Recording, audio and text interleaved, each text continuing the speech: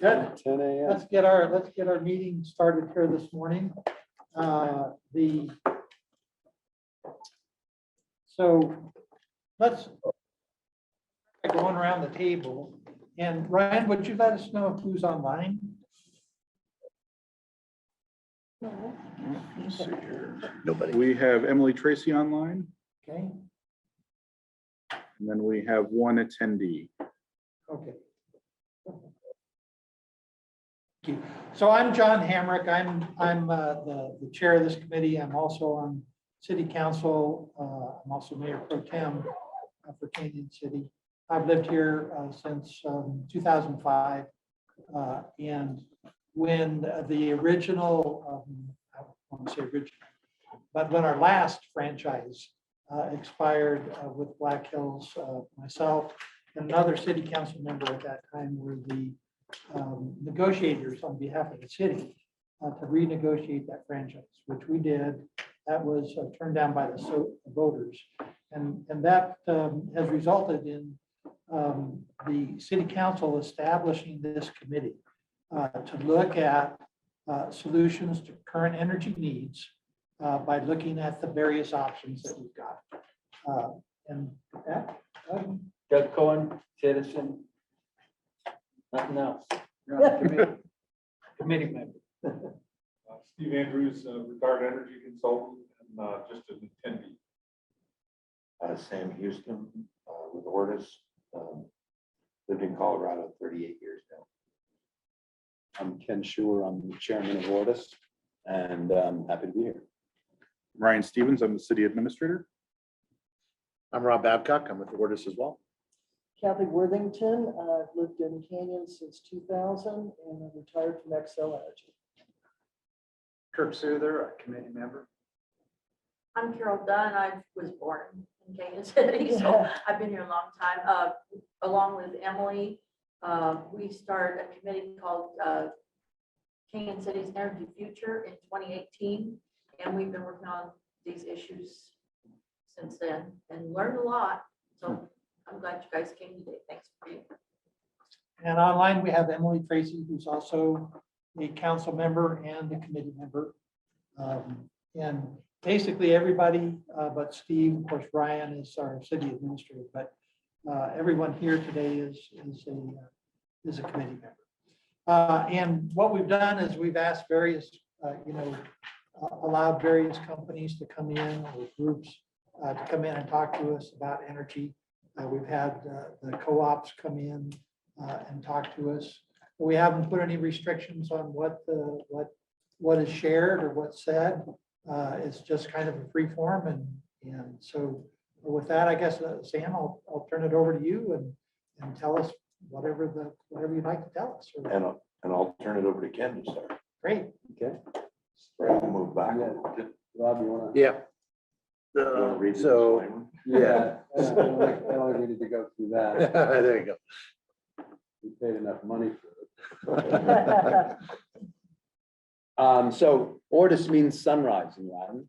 And Ortis is a company that was created 3 years ago by myself and 3 other partners. We have business today in here in Colorado. Is the largest single project that we're working on in Phantom Canyon, which is a combination of pump storage, hydro, and solar. We intend to develop both of those projects. You'll hear more about that as we go through the presentation. Ortis has business today, has a large presence in Italy. We have a small, not so small, we have a presence in the Ukraine, where we have about 100 megawatts of wind, just of wind power plants built. We have about another 150 megawatts that's scheduled to go into construction later this year, which won't right now. Those projects will get built, but they'll certainly be delayed under the current situation there. We have the beginnings of a team being built in the UK as well. We work virtually, with the exception of in Italy, where today we have an office in Milan with a half a dozen people on the ground there. We're 17 people in the and we utilize local teams, we build local teams to execute in the various places where we're building, primarily wind and solar plants, with, again, this being the largest project that we have, which includes pump storage hydro.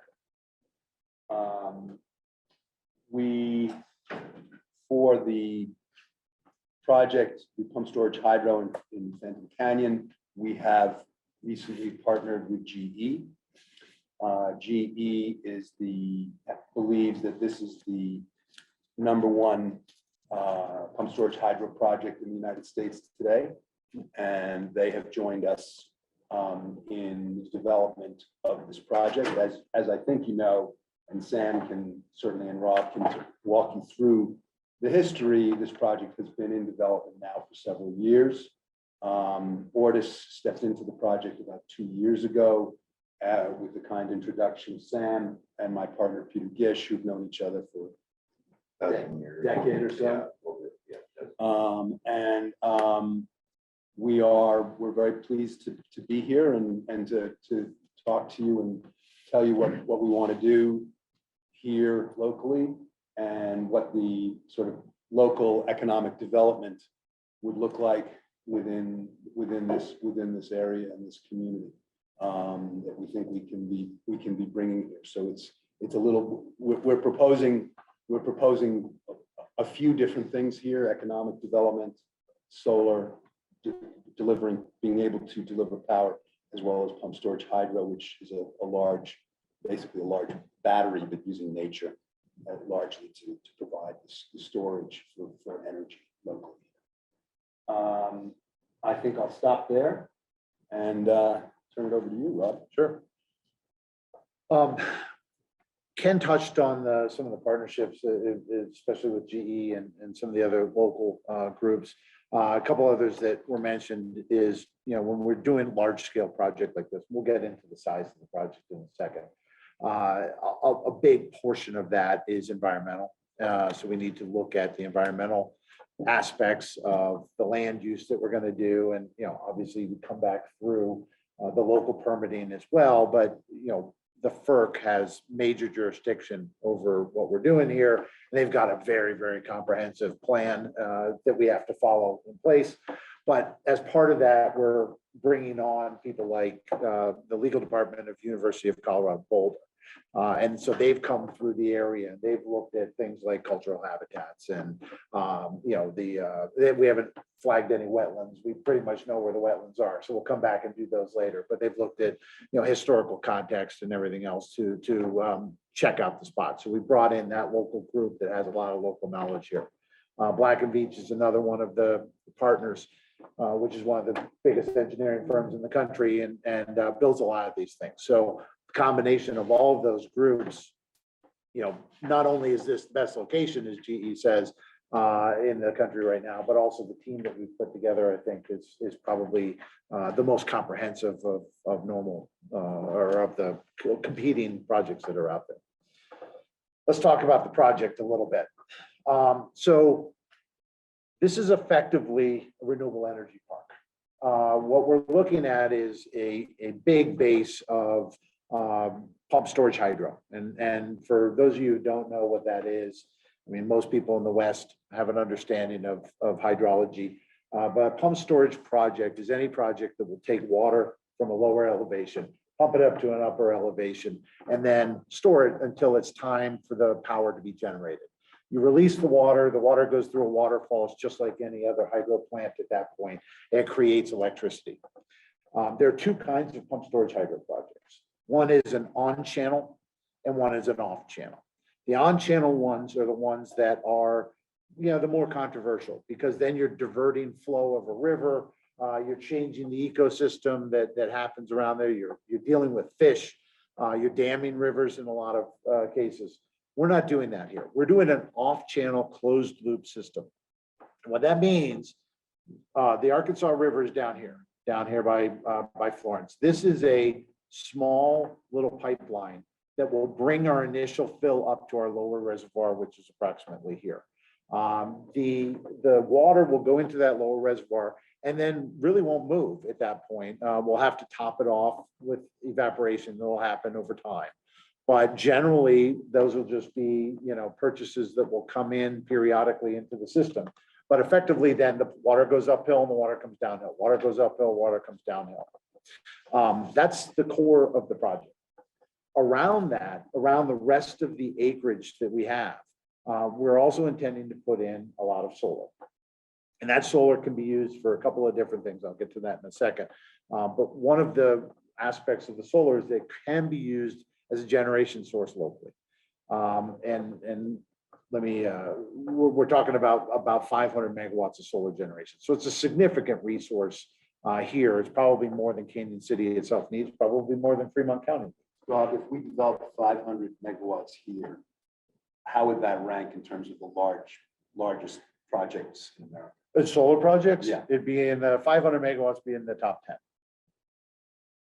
I think the largest one in the country right now for solar is about 750 megawatts. So this is right up there at the top. Our two reservoirs, just to finish off the slide, the lower reservoir is roughly going to be about 300-ish acres of surface area, will hold 17,000 acre feet. The upper reservoir, depending on how many hours of storage we put into it, will be holding somewhere around 9,000 acre feet, might go up to 11,000 acre feet. And basically that water just goes up and down, and then you have a remaining pool at the bottom. It's called a dead pool that stays there so that, the operations of the system stay stable. We expect the total project to come in somewhere around $1.5 to $1.7 billion. The pump storage will be about $1 billion and $1.2 billion of that, and then the solar, depending on exactly how much we build and where we build it, somewhere around $400 million. So I've broken these slides up into two different parts. This is a little bit closer look at the design of the system. This design is what we filed with the FERC. So this is, this information is publicly available, but this is, the exact location of the site on this map, properly put in, other than as opposed to the other slide. Those are where the dams are going to go. And that's where our land ownership is and where the interconnection passageway is here. So everything that I talked about before, just a little bit more detail on this slide. 94 acres of surface area on the top, 300-ish on the bottom. The water diversion from the Arkansas River will go from the Lester Atterbury Ditch, which is an existing ditch and irrigation canal that's down on the Arkansas River. It's got a lot of old infrastructure that's down there that's kind of crumbly and falling apart. Part of our process will be to fix all of that up, clean it up. It's a big kayaking area. And so by removing some of the old concrete infrastructure and rebar and stuff like that and fixing all that, it actually should improve the recreational stuff down there. The only BLM land that we're talking about using is right there at the Lester Atterbury Ditch. And it's about, I can't remember what it is, maybe 15 acres worth of total land. We're really impacting only about 2 or 3 acres at the outtake. We've got 29,000 foot pipeline that'll bring the water up with pumping stations. As I said, this is a closed loop system that's really designed to be used, for about a year to fill the thing. And then after that, periodically, every couple of 3 years, we'll pump some water uphill to fill up the lower reservoir. So as you go along, Rob, is it okay if we jump in? If we got some- Absolutely, whenever you want, So, yeah. are you guys talking too far at all Fremont Adventure Recreation? They're the big kayak whitewater people Well, here. we talked to Will Cologne. Oh, yeah. As the head of the Rafters Association. Great. And he's very, he likes a lot what we're planning to do, where the pipeline meets the river at the Lester Atterbury. As Rob said, there's concrete or rebar out the river, it's sort of a dangerous situation. And we designed sort of a really nice kind of a water park that would be good for anglers and, it'd be good for rafters and kayakers. We'll probably try to put in a little water feature or something, but I mean, very natural, not to, don't affect the river in any way. But Will is a really great contact, but don't forget Fremont into recreation.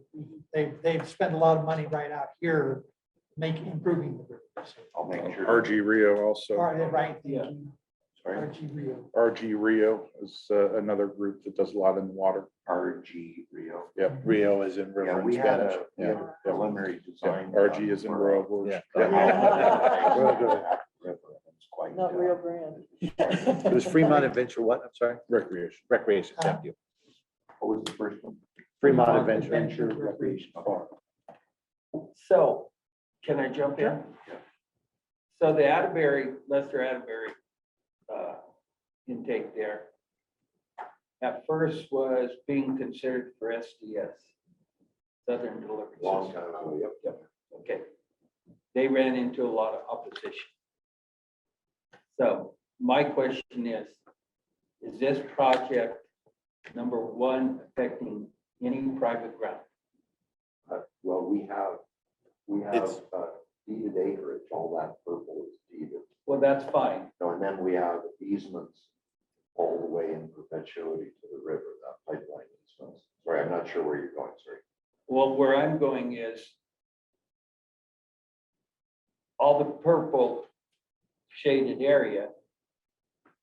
Is any of that private ground that you might face opposition? No, because we have it all under contract, You have it all under contract. all under contract. Okay. Now, number two, where are you gonna get the water? Well, the first, what we would do is for the initial fill, we would buy the initial fill. From where? Somebody like Colorado Springs or Pueblo or whoever, we'll work it out at the time, but you can buy the initial fill. It might take a couple of years to fill it. It depends. Obviously, we can't draw down on the river more than, whatever's appropriate, obviously. And our water attorney, Kevin Patrick, who's a Colorado resident, has been in water law for 40 years. And he's, very, really top-notch water attorney. We're doing everything properly. We had the rights at the Lester Atterbury. We went through adjudication to get those rights. The 05 and the 01 case, which we both got approved, fully approved. And so there were, everybody either, were stipulated out or agreed to it, including the Lester Atterbury people who ran them out Lester Atterbury, the Crescentis. And so everybody's in agreement that we're going to improve the situation. And we've explained to the local neighbors, including Brush Hollow Reservoir, that we won't take anything that would affect them. And so we buy the water the first time, and then what we need to do, and that's about 17,000 acre feet to the lower reservoir, because then you pump out of it up to the upper reservoir. And like you said, it's like a great battery. Right. And then we'll need probably about 1,400 acre feet a year for evaporative water. And that we want to enter into long-term contracts, either leasing them long-term or, it's possible to transfer water rights from, properties downriver or upriver as well, which we're working on a few different solutions for that. Okay, so you mentioned buying water from Colorado Springs. Well, as an example. Okay, whoever you buy it from, do you have any idea? Number one, right now, do you have any idea who you would initially get your water from to fill your reservoir? Well, Colorado Springs has said that they would have a lot of water rights that they could easily do the fill for us. We Okay. talked to the water utility at Colorado Springs, but there are others as well. Well, one thing, I'm not trying to tell you what to do, but one thing you No, I may appreciate want to consider is the decree dates for those water Yep. rights that you hope to acquire. And number two, because of where we're at today and the lack of, we don't have an overabundance of water. The Absolutely. river is already really decreed. Yep. So what happens if it gets even drier than it is right now and you don't have water? Well, then we couldn't do the project. One thing. No, you got the project going. Okay, let's say you got the project going. We won't start the project unless we have long-term evaporative water.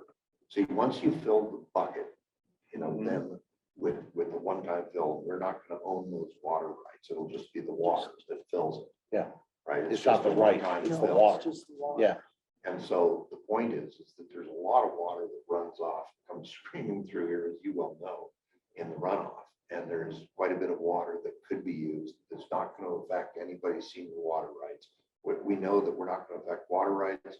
We're not going to affect, the riparian, the fish, everything. I mean, there are certain standards. We're not trying to do anything of that. We're we're not doing anything on the river. We're very sensitive. Our company's called Fortis Climate Mitigation. Mhm. So our whole purpose in life it's about environmental. I've been doing renewables for 15 years. Rob's been doing it for 20 years. Our group of people, if you look at like Peter Gish, who's not here, who's my friend of a dozen years, who I brought into the project initially, he over the last 20 plus years has done 2.6 gigawatts, I believe, of wind. But it's all very environmentally conscious. So we can't, and that's why we have the University of Colorado environmental and environmental helping us to make sure everything's right.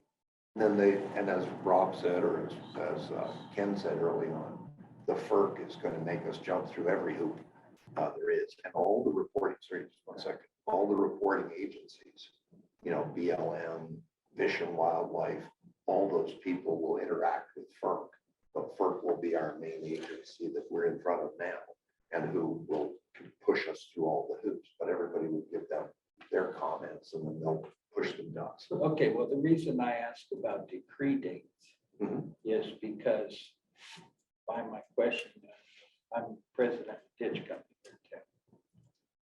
the A ditch company. What's that? You said a ditch company, or did you specify? A A ditch. ditch company. Oil Creek. Oh, yeah. Okay, we have a very old decree, right? We have 1863, 64 something. Anyway, we ran across issues with the Lester Atterbury before, with SDS, that you do not plan on do you plan on backing the river up at all? No. None. Okay, but you plan on pulling out of Lester Atterbury. Does it make sense to you? It's not being pulled out of there right now, is it? No, let me just add one thing. Yeah. We have the right at the Lester Atterbury, the That's right of diversion through Mhm. the water courts. We also have another case where we have the right to store 5,000 acre feet of water. Now, we can expand that, showing demonstrated need. And that's we know how to do that. But we are open to other methods of delivery. I mean, if there was a pipeline, coming straight from Canyon City, if there was a way. I don't think there No, is. but I'm just saying, if there was but we're open. Yeah, we're open. well, I understand, I'm that, saying and I'm we- not No. trying to get to the point of a certain ditch company, any ditch company in town is willing to get rid of any of its water at the present time. I understand that. And we likewise, and I believe every ditch company in town would agree with me, in the fact of the quicker you pull out downstream, somebody can certainly correct me. The quicker you pull the downstream, it lowers this more quickly. And there's outtakes upstream here. And we don't want those to be affected by the project downstream. Sure. So we understand. I mean, we understand that we have to preserve everybody's rights, and we're not here to mess with anybody. If we're here to find a way, but 17,000 acre feet may seem like a lot, but it really isn't if you fill it over a couple of years. No problem. And if you fill it at the right time of year, it's really very little. Just get a And pipeline. then the evaporative water is important to us, and we can either transfer that from downstream upstream and go through the courts to transfer it. And it could be a fallowing program, or there are other ways we could do it, but we are very interested in working with our neighbors. As an example, that pipeline to the river. When I became involved in the project, people thought, well, whichever utility we end up being involved with, we'll just condemn it. And I said, no, I don't think that's a good way to treat your neighbors. Why don't we work with them and work something out? And so we entered into a contract with 16 people over about a 2-year period to fund them and also agree on the easement. It's very low impact. It's a small pipeline.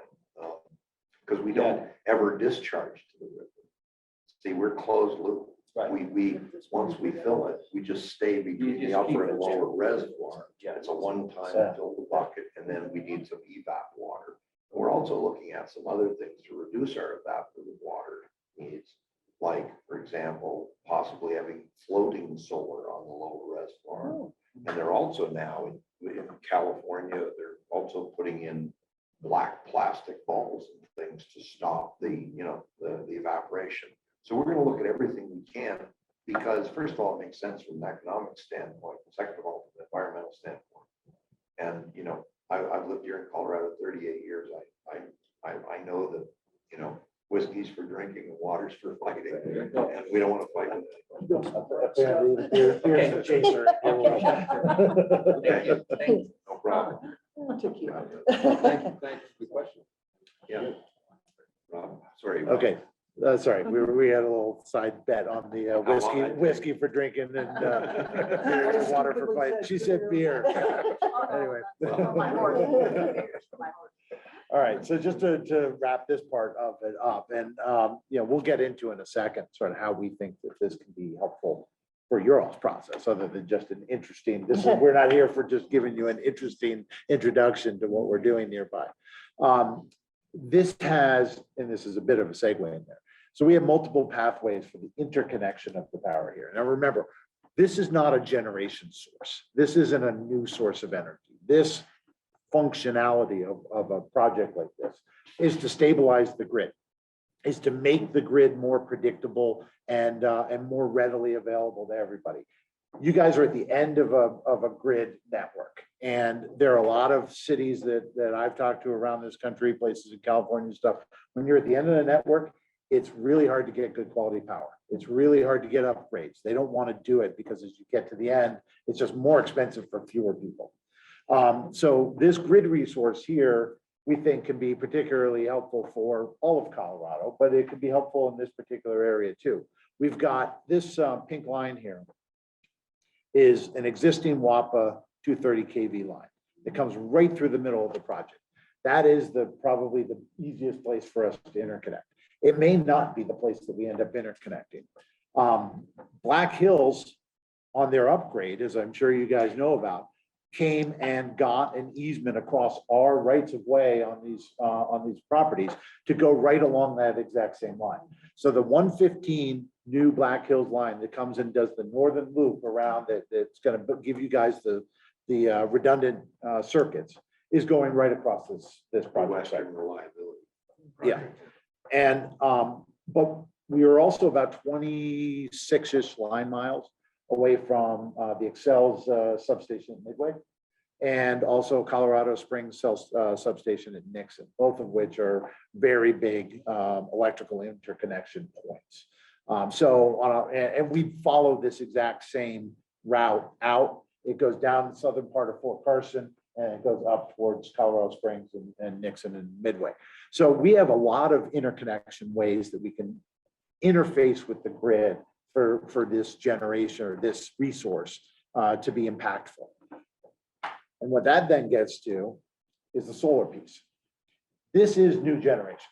So when we're talking about 400 or 500 or 300 or 1,000 megawatts, it's really just about land. And there's a lot of land out there. Right now, on the land that we have under control, we've got the ability to do about 350 megawatts. And we can do more on other land that's around there. The solar is relatively easy to install, and it's really about how much is needed in the given area. As I said in sort of my introduction, there's sort of two ways that we can go about doing this. It's actually three if you consider the hybrid between the two.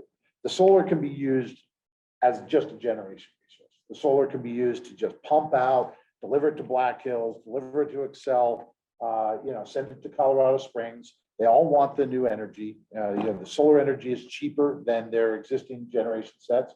It is, obviously it's cleaner, but it's intermittent. So that's where the storage comes in. If we use the solar to pump the water uphill, then you are essentially creating a dispatchable solar plant. And that's, depending on the size that we build the solar, we may well just use all of that solar, to just pump uphill. And so that becomes really as a replacement for the coal plants of Comanche, any of the gas plants that Black Hills may have down in Pueblo, which are really all just peaker plants that are just there sitting around doing nothing until such time as the power is needed. If we pumped all this stuff uphill, then you just release it when the power is needed. A pump storage facility is actually faster in response than practically anything else except for the electrochemical batteries that can sit on the system. Those have about a millisecond response time. We've got about a 2-second response time. You compare that to what Black Hills has got at Pueblo, which is a 15-minute response time. This is a much better resource when you combine these things together. What we can do though, when we have all of that stuff, is we can supply directly through PPAs that solar energy to anybody. And, and so it's really just a matter of where we then connect the wires to, and that's where your resource can then send your energy. Any other questions before I go on to the next? Farther in your presentation, can you tell us when this would possibly come to fruition? Yeah. Okay. I'll wait. Quick, Right I'm gonna take a big step There. back and ask, how Yeah, did you get to the- discover this area? I mean, you didn't just have to fly over and say, gee, that'd be a great place for this. How did you determine this was a good Sam knows spot? the history of it. Yes, yeah. Well, there's a long history to this project. I've been involved in it about 7 years, but there were others involved in it before us. We've controlled it for 7 years.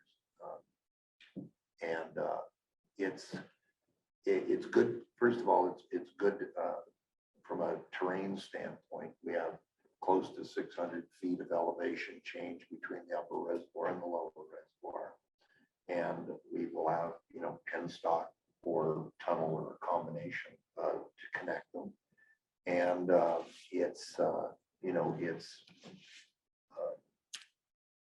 it's a good location for solar. Colorado is a very good solar resource. I mean, Nevada's great, Utah is great. I think there's certain places that are great, but Colorado's a very good resource. And but it was a project that originally was put together as an assemblage of land. And it took about 18 years to put together before my time, 15 years before my time. And they were putting it together originally, I think, to do a real estate development, to do a sort of the, what was it called? The great, what's the great hotel in the Springs? Sorry. Oh, Broadmoor? Broadmoor. It was going to be a Broadmoor West, where there was going to be a Huh. golf course.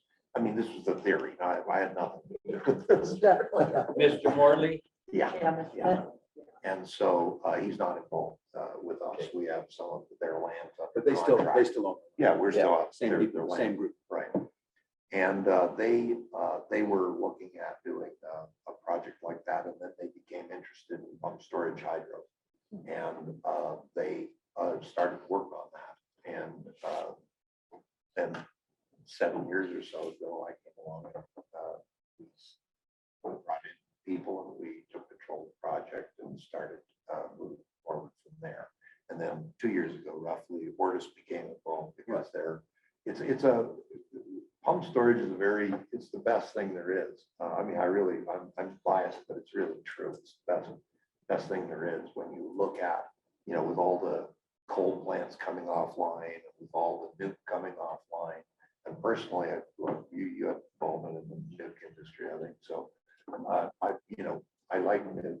Coal is a bit filthy, but they're great base load and they're great at balancing the grid. And when you take those off and you bring more renewables on, which is really we're doing a lot of, you need grid stability. And the great thing about pump storage is you can provide all the ancillary services black start, reg up, reg down, capacity, frequency, and resource adequacy, all those kinds of things. So it can help stabilize the grid as well as have what Rob talked about, is scheduled, deliverable, clean, not intermittent power. This site doesn't have the highest hydraulic head of sites. But it's all about the balance when you're building a project like this. So, people have asked me in the past, hey, how much does it cost to put a wind farm up somewhere? Or can you build a wind farm there? Well, you can build a wind farm anywhere if you can sell the power for any price, Yeah. right? And so you can build a pump storage hydro project almost anywhere. Depending, you can dig a big lower reservoir and dig down really deep. It's all about the balance between all the different things. So what we have at this particular site is an assemblage of exclusively private land, except for the small little bit of BLM that's down by the river. We've got an off-channel location that is not very far away from the river in which you're going to source it. So we go 29,000 feet. It's a little bit less than 6 miles.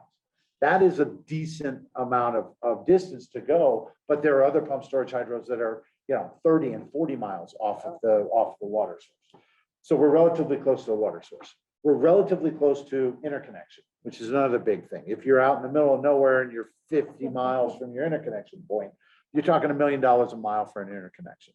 So we're closer than that. And some, if we're connecting to Black Hills, it's directly on our site. We have a decent hydraulic head.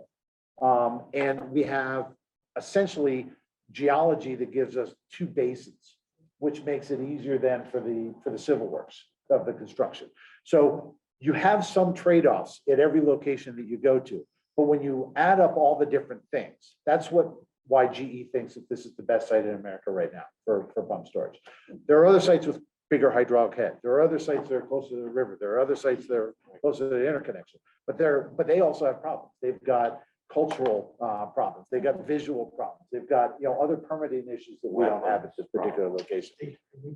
State highway problems. There you go. Yeah. And this is, if you think about it in its purest form, what is this? It's a 100-year battery. Yeah.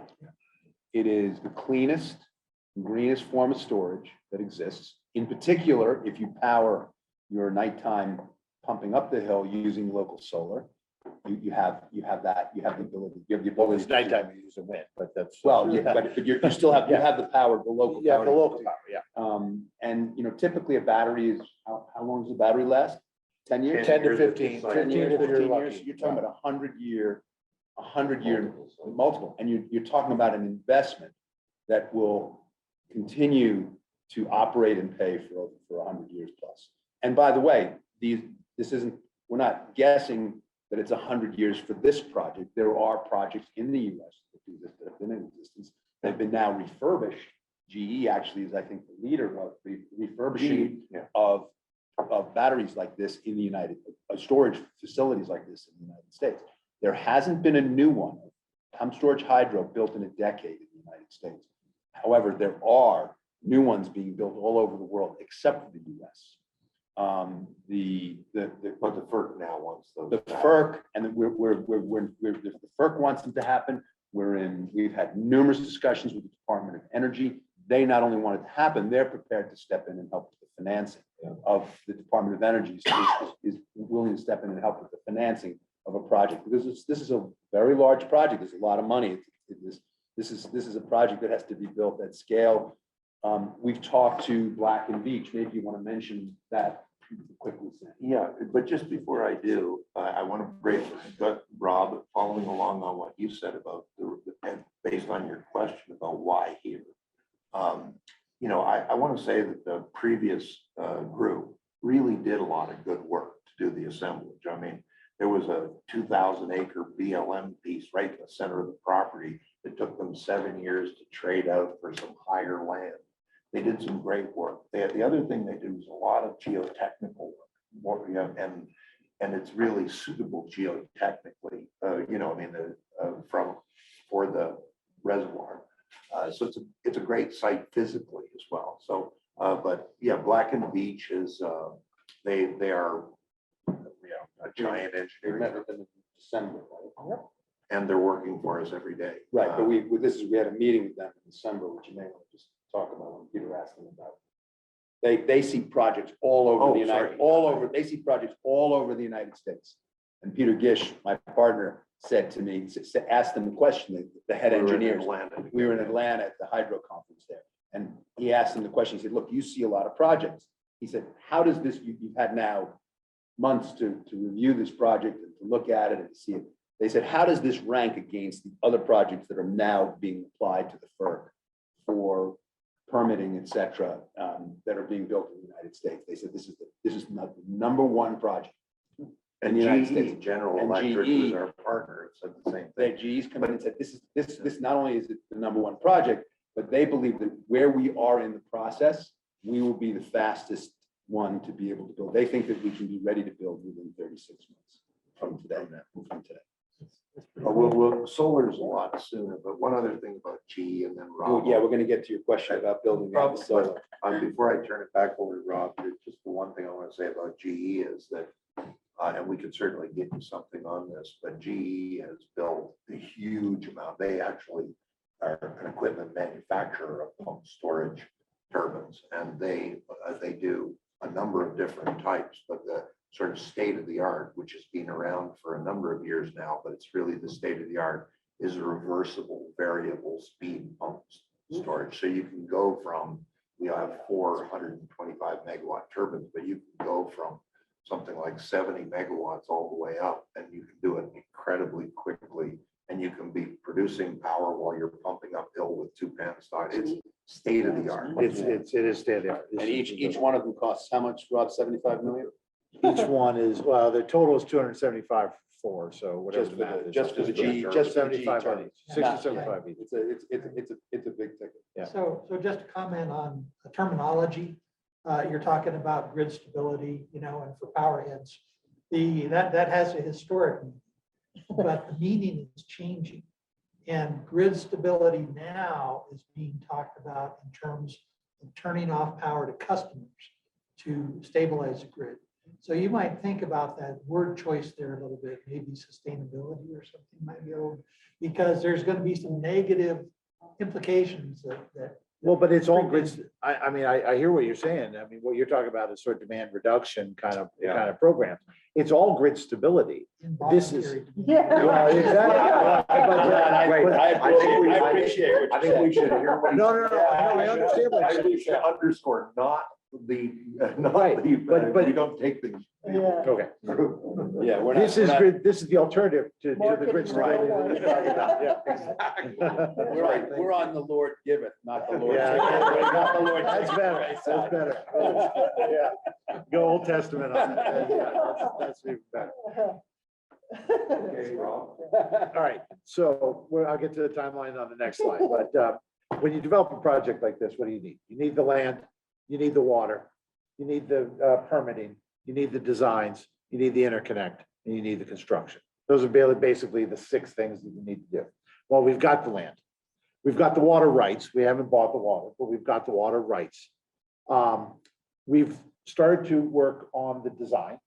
And so we've preliminarily designed this. You saw the chart back here, which is, this is just a summary of what the preliminary design is. But we've preliminary designed this enough to file with the FERC.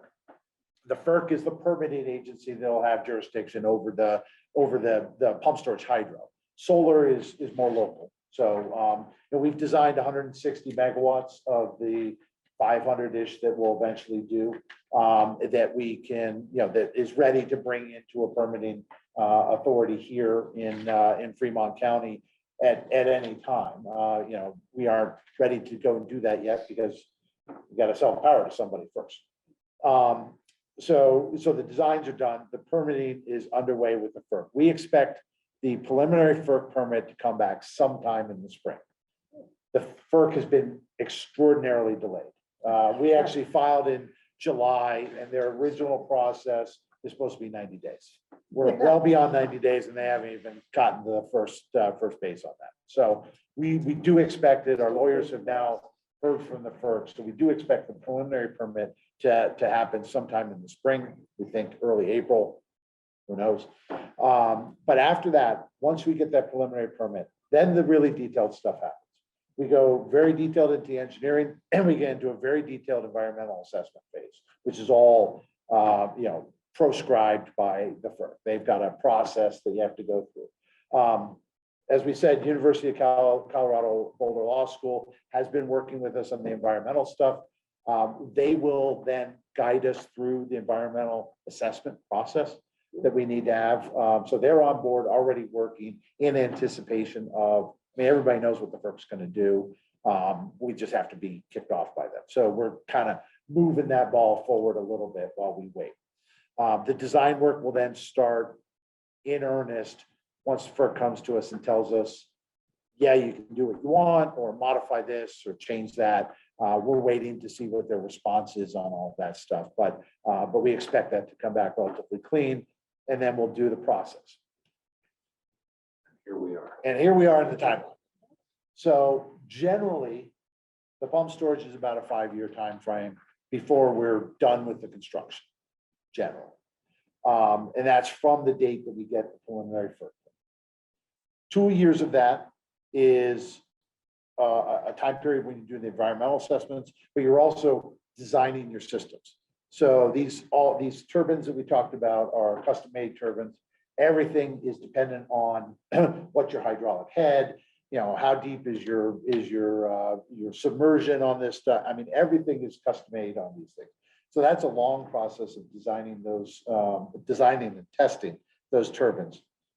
At the same time, we're going to be drilling rock, figuring out exactly, how much we need to quarry, what type of reinforced concrete we need on the dams. So there's a lot of engineering that will go into the designs of the 2 reservoirs, while at the same time, the design of the turbines is happening. That will go through about 2 years of that process, at which point you'll go through public hearings and everything else in the FERC process that will then, we hope, lead to a final FERC permit in about April of 2024. That's what we're anticipating for a final FERC permit. At that point, you then finalize your design, because you've got to wait to see if there's any small tweaks you have to make. And then we go into the construction period, which is about a 3-year construction period. It might be about 2.5, but then you got to start to fill the dams up. And so we're anticipating somewhere between 3 and 4 years. If it's a wet year, we'll be able to fill faster. If it's a dry year, we'll probably have to go over a couple of years. But essentially what we're looking at is the end of 2028 being the time when the pump storage hydro is up and operational. Now, the solar side of it can go a lot faster. So the design of a solar plant, people do this very, very quickly. You can build, when you mobilize on a big solar farm, a big solar array, you can build about 10 megawatts a month, maybe even faster if you double up your crews. So you can actually build the solar very, very quickly. It's really a matter there of how much and how quickly do power off takers want the power. So we can scale this. We can do it in phases. We can do it over time. We've watched some of the presentations that you guys have had here from Black Hills and Core and the co-ops and stuff. And I'm going to get into this a little bit more deeply in a second. As a local resource, we think that we can be very meaningfully helpful to you guys in your process of figuring out how to deal with your franchise and what you're going to want to do. We are going to be able to provide you a resource here almost immediately, however quickly you guys go through your process. There will be a resource. It will be a solar resource to begin with. It could be solar with battery storage to begin with. But it will be a resource that's here in the county, right next door, that can be a part of your all's process and your all's thinking. And that's really why we're here today, is to tell you how we think that we can be helpful in your all's process. Any questions on timelines? But I mean, that's just we could, if there was a power purchase agreement, we could be up and running by the end of 23. I mean, subject, of course, to Fremont County permits, subject, of course. Well, to- technically, we could be up faster than the We end of 23, could be up, but yeah, I was just gonna we say. could be up in we could probably get a 100 megawatt solar project done in a year if we started today. We could probably do a 20 MW solar project a lot faster. And more importantly, lower cost. How I'm trying to figure this all out is we're looking at options right now. We have the Black Hills, we have Core, and then with Guzman, they're talking about a municipal. Yeah.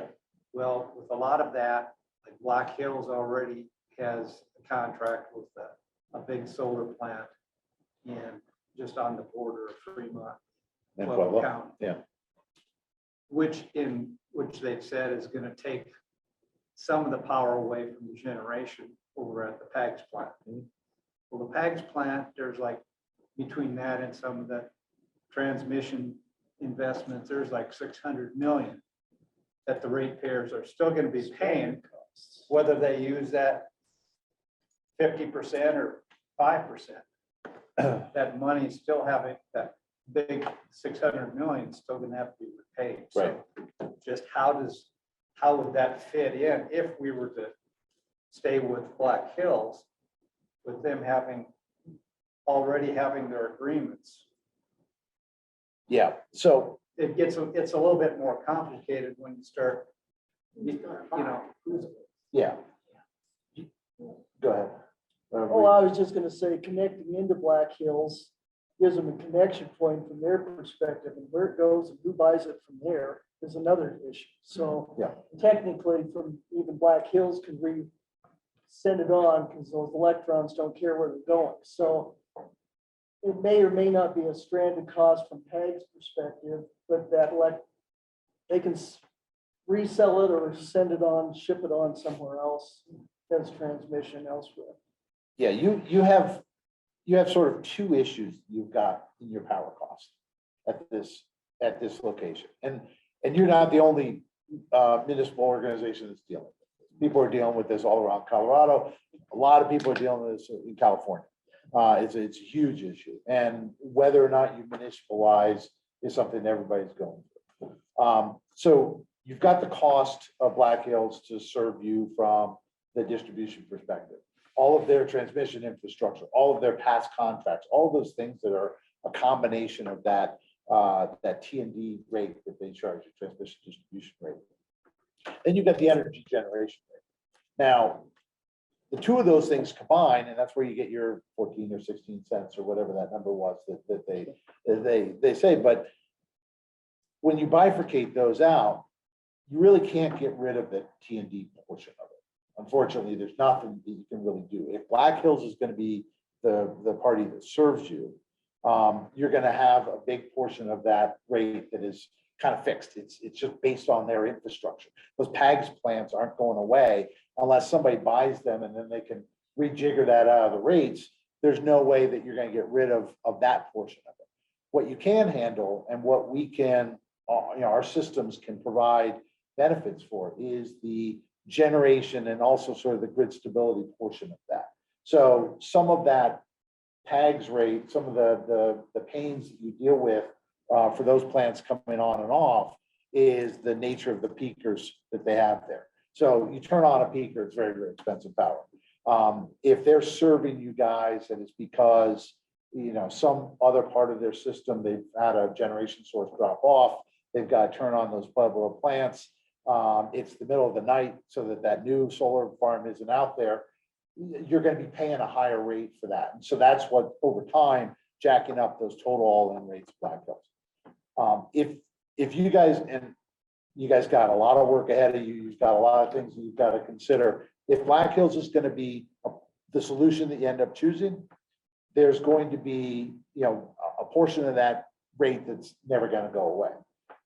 What we're doing here can, if it's 11 cents, let's say, on the T&D and 5 cents on the generation portion, I'm just making numbers up, but that's probably close to what it is. You're still gonna have to pay the 11 cents. Black Hills is your service provider. But our resource can help you with the 5 cents portion. And it can drop that down below that because you're not gonna have the added capital costs of running at the PAGS plant. You're gonna have a more stable resource closer, you have less transmission losses. There's gonna be a whole lot of other things that our resources can help with. We're not gonna be able to get you all the way there, but we can help you with that. If you were to co-op, then you've got a similar issue, but somewhat probably less impactful for you, probably a little bit up. My supposition is it's probably a little cheaper in the long run to go the co-op route. You'd have to buy the T&D infrastructure in your neighborhood, but then you wouldn't be saddled with the T&D infrastructure in the rest of the Black Hills facilities. And you would then, you'd have to come up with the money to buy that stuff in, but then you'd have a generation quality issue, which our plant can help resolve. So, you know, just looking at this from 30,000 feet, looking at it from, you know, without the benefit of all the information you guys have, your two different routes, one is less capital cost for you, the other one has more capital cost, but probably is a cheaper option. In both cases, we play a role, but it's gonna be a slightly different role in each of those cases, or we could play it, you know, a role for both of those cases. Have you forecast what you anticipate your KW or your megawatt cost is gonna be for a customer who wants to buy it? We've, yes. How's that feel?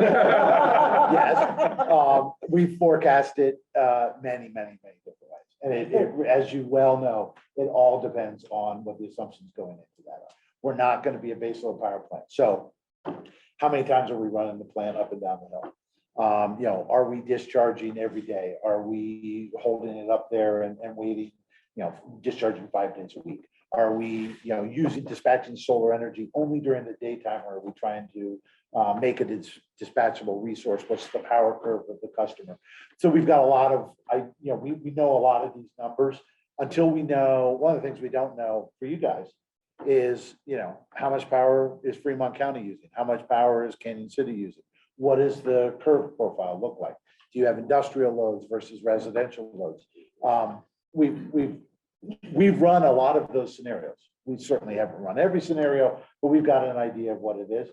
I will tell you that I suspect we're going to be cheaper than everybody else, but I can't guarantee.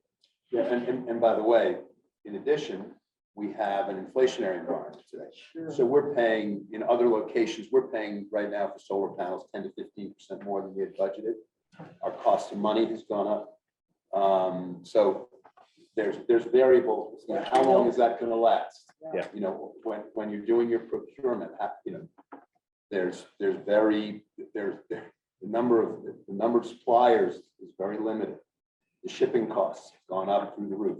So all of these things have to go into that equation, and it's changing by the day. I mean, really by the day.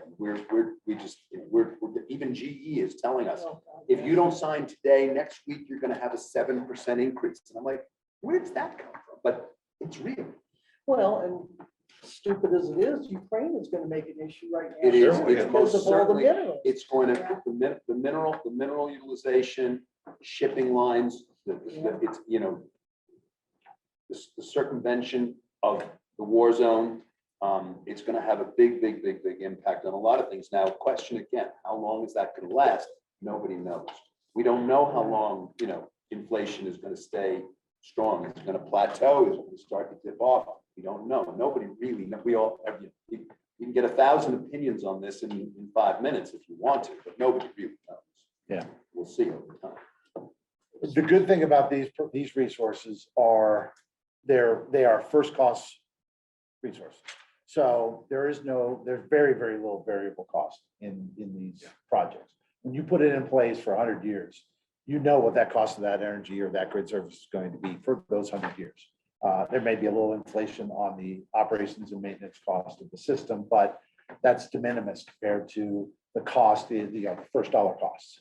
So, you know, pump storage hydro is, once you put it in place, it is there. It is operational. It is ready to go. You've got no battery replacements. You've got no supply chain issues.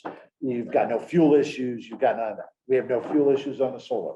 What Ken was talking about now is these, again, are first cost numbers. Once you put a solar panel in place, it's going to be there for 40 years. But its cost is fixed. Its decline rate is generally known. It's physics. So you know what that power is going to cost. Having the local resource that is a power generation that's shapeable, a curve that's shapeable for you, is we believe, something that's very, very valuable. It's one of the reasons why we're in this business. And by the way, Rob says 40 years. That's an important number to remember, Yeah. because in the past, finance companies have asked you to propose with a 30-year horizon. They're now coming back to us and saying, no, you've got to redo your numbers. We want to see it with a 40-year horizon. The finance companies, the banks are coming to us and asking for that.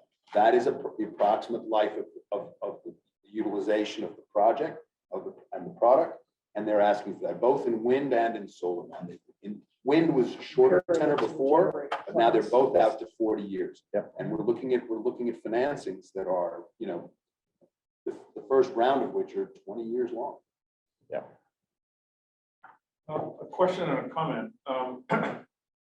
Comment is, I wasn't quite sure that I understood your point about Black Hills and peakers in a couple of plants.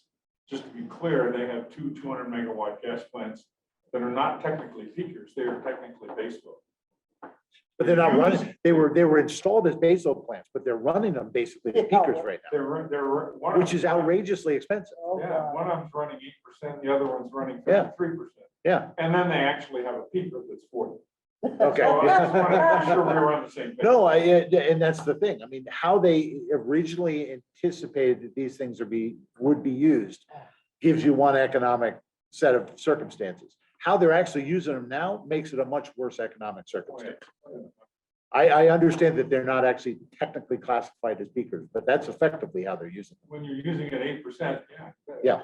The second point is, the second is a question, and that is, I realize that renewables pushing the water up the hill, so the efficiency doesn't matter. And yet it sort of does. It does In matter. the old days, Cabin Creek, Idaho Springs, it was like you used 3 units of energy to push it uphill and you get 2 back when it came downhill. Yeah. They're better now. What are they now? We're about What- 85% round trip About efficiency. 85. Yeah. Okay. Yeah. The variable rate turbines, That's impressive. the variable rate turbines actually technically, we're modeling it at 85. But technically the variable rate turbines, GE will tell you that they're 90% round trip efficient. Okay, But by I'm not gonna comparison- model it that. By comparison, when you charge and discharge batteries, standard batteries, you have a loss. They're about, What's the assumption? yeah, so lithium ion batteries are 90 to 92, like the manufacturers will tell you it's 92. Most of the time when we model it, we'll model it at 90. There are long duration flow batteries out there, which are another technology that's pretty good. Iron. Well, lithium iron, which is a derivative of lithium battery technology, is about the same as the lithium. It's, 91-ish kind of versus 93, what the manufacturers will tell you. But the flow batteries, yeah, there's a bromide flow battery, and there's actually a lithium flow battery, vanadium flow batteries. Those are about 72-ish round trip efficiency. So they're very, very long duration. They've got a really, really interesting use profile. We're actually looking at this at some very, very remote things out in the panhandle of Texas for a water plant out there. But they can give you a very, very long duration, but the efficiency is nowhere near as good. Right, It's, yeah. I mean, we're looking at putting in a third more solar than we would actually need for the system just to deal with the losses, but they're technically off grid. So for them, paying 20 cents for power is cheaper than bringing in diesel. But there's a few things with batteries, right? But, the rare earth minerals, right? And I mean, what's gonna happen when, China controls the Congo, which controls cobalt, which, I mean, there are a lot of issues around batteries. And then you mentioned the iron. And that's very promising, but it's not commercial. I mean, this has over 100, these have over 100 years of proof. So it's there, there's nothing, and the scale of them is, they're tiny. I mean, things that they're trying to do right now, they hope in 10 years they'll have a 5 megawatt one. It's just not practical, but they're good technologies, and I hope they pursue them. Well, and I tell you, the other issue that you have with batteries is, and we run into this in other projects when we want to use the batteries. They're designed, when you design them and you put the power electronics on them and you fix them in the ground, then you've got a very limited sort of use profile window on those things. theoretically, when you're designing them, you've got a wide range of ways that you can design the systems. But once you pick what use profile you're going to go with, you've got a relatively narrow sort of set of parameters with which you can operate the system. The pump storage hydro is almost infinite in terms of its use profile. Yeah, it can only go as fast as it can go, but it can go a lot slower, and it can do it. And with the variable rate turbines, you can actually do a lot of stuff in between the sort of the longest profile. So we talked about an 8-hour storage duration in our presentation. That's an 8-hour storage duration at 100% discharge. Well, we've got 4 turbines that each turbine can go down to about 50% use and still be functional. So, you basically got anything down from 1/8 of the discharge all the way up to full discharge. Well, if you're at 1/8 of the discharge, then you've got 8 times as more power times of duration on that system. So the reason why pump storage is so good as a grid resource is because of that flexibility. Batteries can't do that. Batteries have, this narrow window. If you set it up as a 4-hour battery, you might be able to go to 6, you might be able to discharge it at 3, but that's that narrow window. With this pump storage, we've got a lot greater flexibility. Well, to me, it seems like this is a great project for Fremont Yeah. County. I mean, Yeah, there's I'll jobs, talk about that. jobs, Yeah. jobs. I'll talk about the jobs. in just a moment. So, Yeah. Yeah, and now we're back to Sam. So Sam can talk about the money and the jobs and jobs. Okay, thanks. I was getting nervous. No, I'm just kidding. So, as I said before, solar is a very significant resource in Colorado. It's in the county.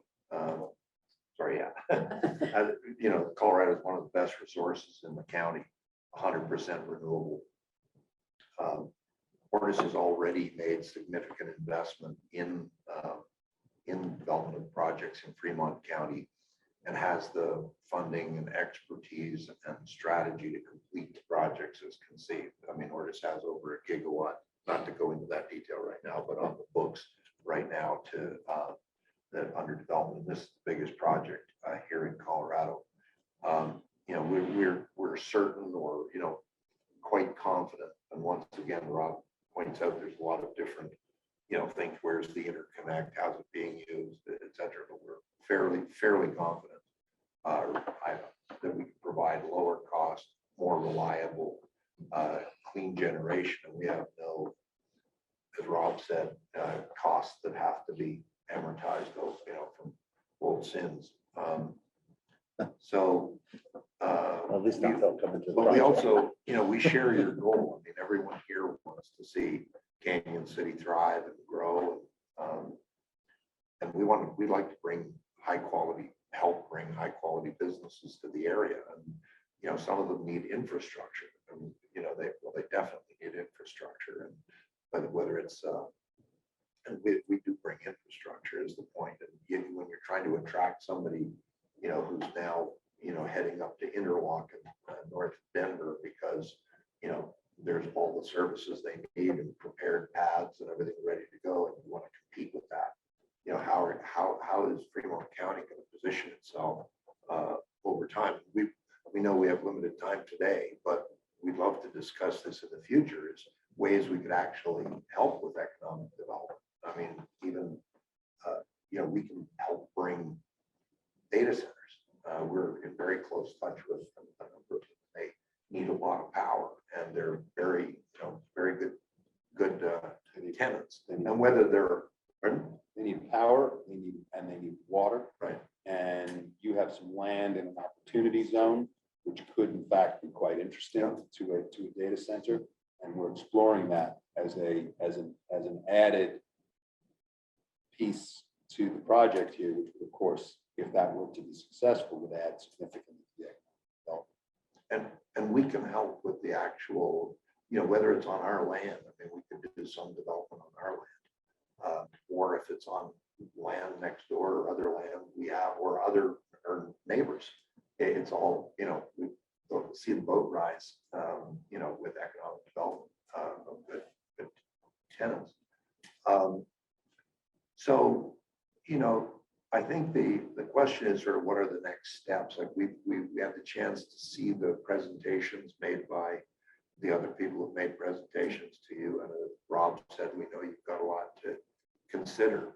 You know, we'd like to, you know, help you and be at the table with you. I mean, obviously, it has to work for us, that we're not, you know, we're not philanthropic, but, well, he Not is. entirely. Not Not a in this 501c3. No, but I mean, knowing what you know and the thoughts you're having and the directions you're thinking of where you're going, and now I think you're taking all this information and you're gonna study it for a while and sort of determine where you're going. We'd like to consider if there are ways we can help you. I mean, if you're municipalizing, you know, we invest in projects. If there's, you know, a way we can help you, but we're very open to that. I want to talk a little bit about the jobs that this project would create too, because as you mentioned, it's I think that during the construction period, we'd be looking at several hundred construction jobs for 4 years roughly. And then there'd be, and of those, there'd probably be sort of 80 very, you know, sort of high paying engineering kind of jobs. There'd probably be about maybe 30 supervision jobs. And then there'd be a lot of, you know, a couple of hundred or more truck drivers and various people. Crane operators and Crane heavy equipment operators, guys, yeah. Can I break in here? Yeah. Yellow machines. Your high-paying jobs, things like truck drivers and such, they're gonna come from elsewhere. No, we're gonna try. We don't have that many of that type of resource in Canyon City. Mhm. So the federal prison was supposed to be just cause an economic boom. Guess what? They all live someplace else. Well, we'd love to discuss it further with you. I'm not just passing off on it. I'm Oh, saying, no, I that's understand. fine. I understand your. point. I'm just trying to point out that all these big pies up here in the sky don't necessarily come to fruition. You're making a presentation, but I think we people that live here, the federal prison was going to cause, are going to eventually, would bring a whole bunch of jobs to our area. Well, what it did, it brought a federal prison here. And people are either living in Springs or Pueblo. Well, And that's where they spend their money. right, well, we can't, you know, obviously you can't control that. No, you can't. But what I guess I'm trying to say,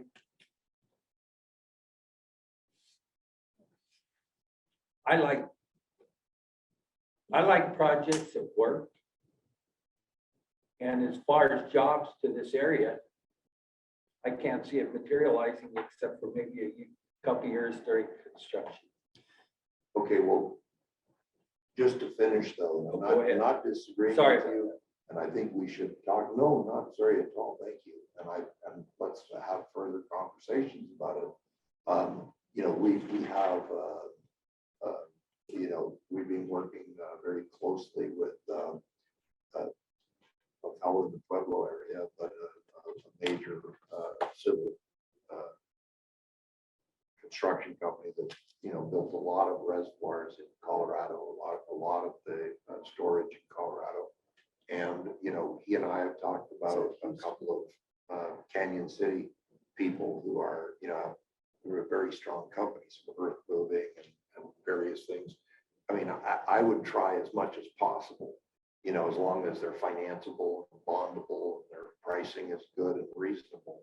I'm going to try as much as possible to make it as Colorado centric A, which is good, and as Fremont County centric B, and as Canyon City centric C as you can. But it depends on what jobs are available, the people that are available too. I mean, we can't, you know, you can't, you know, you couldn't put a brain surgery clinic here and expect all the doctors to, you know, be living here and ready to go. You know, you have to build the base and build it. But then there'll be some long-term jobs operating the pump storage hydro, which will be very good quality jobs. Will they gravitate to Colorado Springs or Pueblo, I can't answer. You know, that. Most of those type of folks like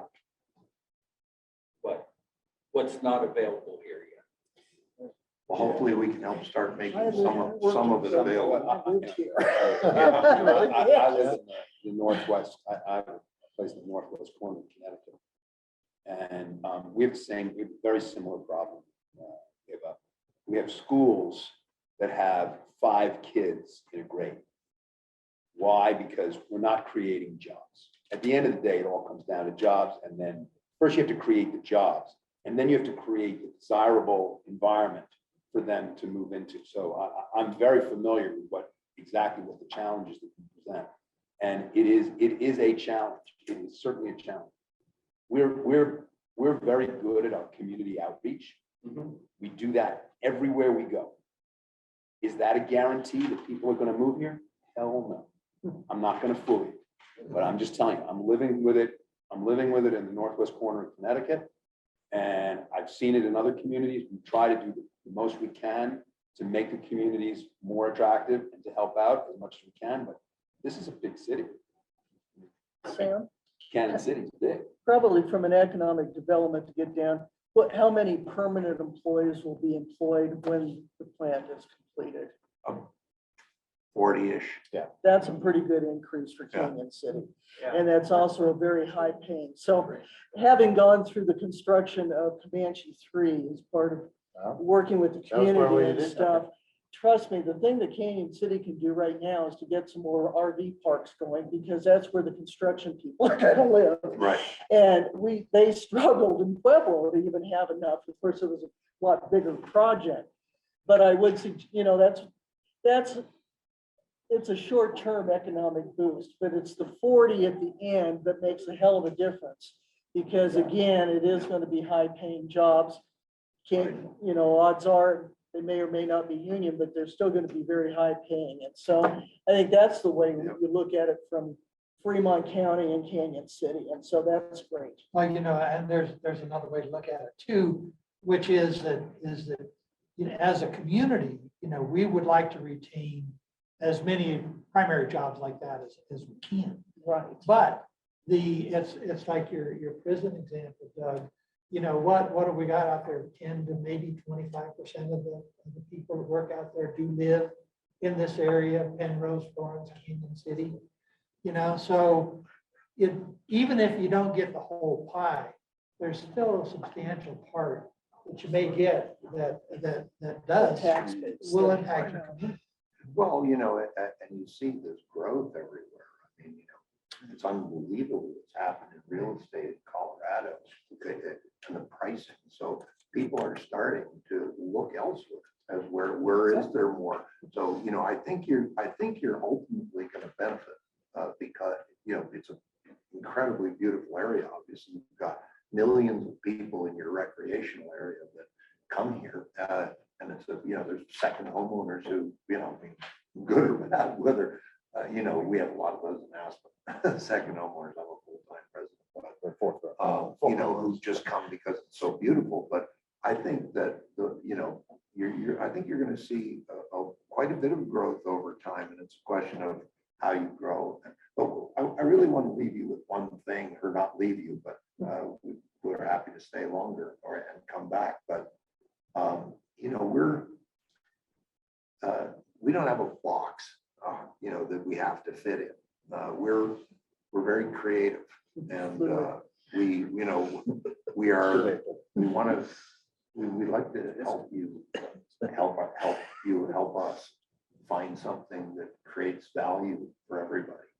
And, if you are thinking of municipalizing, and I know that's a bit of a scary thing.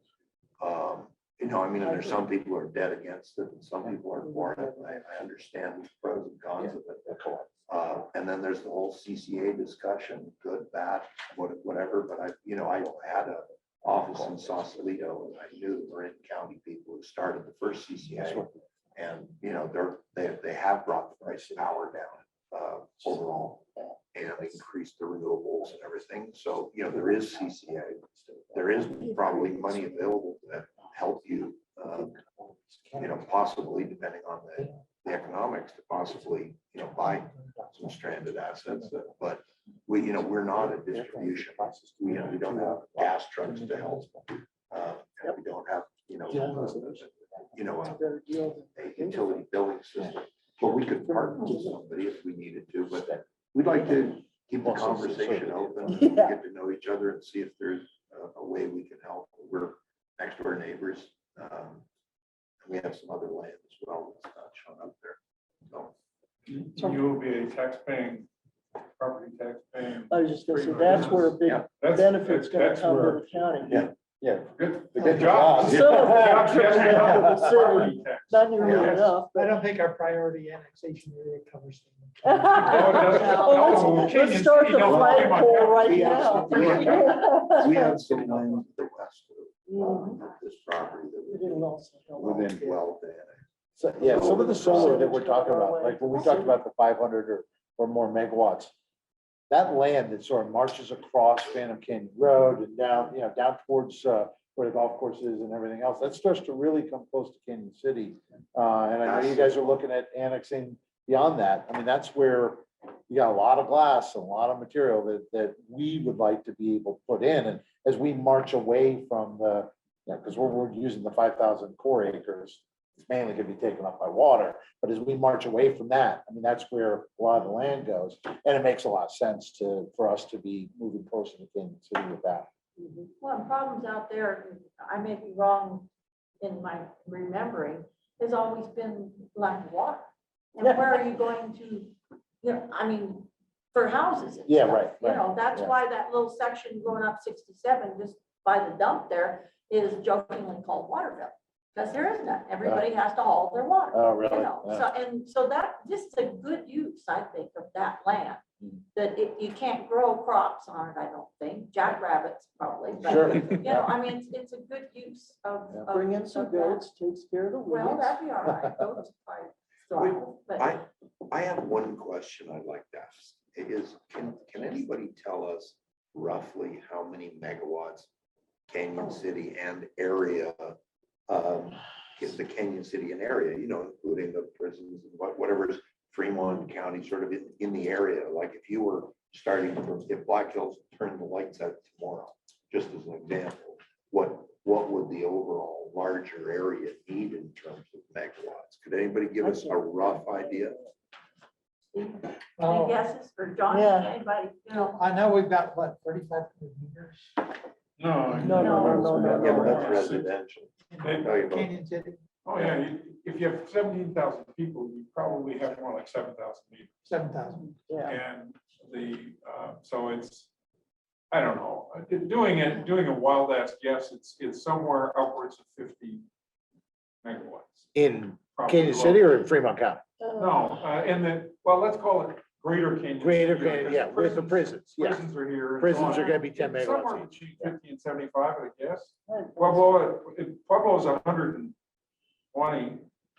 No, it's more than that. No, it's more than that. 120 megawatts in oh, Pueblo? God, no. Yeah. Black Hills Peak is 400, a little over 400, Yeah. okay, and that's our entire service territory. This is the third largest community, Pueblo West being second. So, and there are a number of small communities that aren't counted in that 6,000 meters. It's probably more out like 8,000 meters at a guess, and there's Yeah, a if lot you of. consider light commercial. Lincoln Park and. I think you're looking at more than that, because there's about 6,500 households in Canyon City alone. 7,700 You just residential, meant- 102 commercial and 2 industrial. This is our data. Sorry, Yeah. sorry. Yeah. 7,700. residential. Yep. 1,102 commercial and 2 industrial accounts. is that in Canyon? That's just- That's Black Hills. That's just in the city Black limits. Hills, or is that area?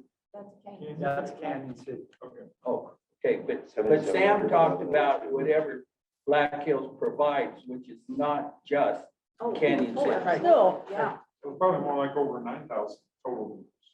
Yeah, Residential. yeah, you Somewhere got in that. Penrose, and you got. If you find out that number, we'd like to. know. Yeah, we. Yeah. Yeah. Rick Herman, our economic That's development one of manager, is working on That's this one one. of the things we offer is transparency. We don't have anything We're too old to remember our lives. No, but seriously, we don't have that. layers of ownership and, So Ryan, we have a subscription, Canyon City, to a solar garden. And the term, that's a contract, and that's a long-term contract for power purchase. And we purchase power from this, this is a question, and so, correct me as soon as I go wrong. As soon as you go wrong. no, do it now, do it now. We have 2 subscriptions to Solar Gardens and, they offset the bills for Black Hills And so it's. For it's an the offset. city offices. for, city operations. Yeah, city We've assigned them to pump stations for the water department. So that's, so essentially, but that's from considering Black Hills as our primary company that does distribution. This is a third-party contract for power purchase that then is distributed by Black Hills, and we get an offset against their bill. Right. Yeah, Yep. it's basically, it's a net metering arrangement. Right. What you Yeah. have with the community solar garden. Yeah, well, I mean, we could do it as simple as that, and it could be battery, No, we can't. storage, but, No, no, I mean. No, but with Don't Black go Hills, there. with Black Hills. Stop No, with Black Hills. Just stop. Now you know how Just let it complicated go. it is to manage this company. Can't do that. That's okay, we're all getting, Yeah. I'm there, I understand. Anyway, That was so, great presentation. Very. Do you have any other questions or anything at this time? So where do most of the components or what goes into a battery? Where do most of those? an actual battery, not what we're talking about here. So Yeah, we've talked about batteries. everything here is No, basically, you're not everything that we're talking about pump here is. storage. local. So the pump storage, it's You're not talking about water storage. it's all local. It's just water Water. and dirt. Yeah. Water up here, water down here. But Yep. I Generators heard all pumping kinds water of up. battery stuff going on. So, too. so the battery stuff, the battery stuff, most of the lithium ion batteries that you talk about when you're hearing sort of about the big battery projects that are going on. Most of those are coming out of China generally. If they're Tesla batteries, they're being manufactured in the US, but it's really assembled in the US. The parts that are, most of these batteries are, they're lead and copper and things like that. But then the chemistry itself has some rare earth metals. And those rare earths are coming from Africa and from China, really.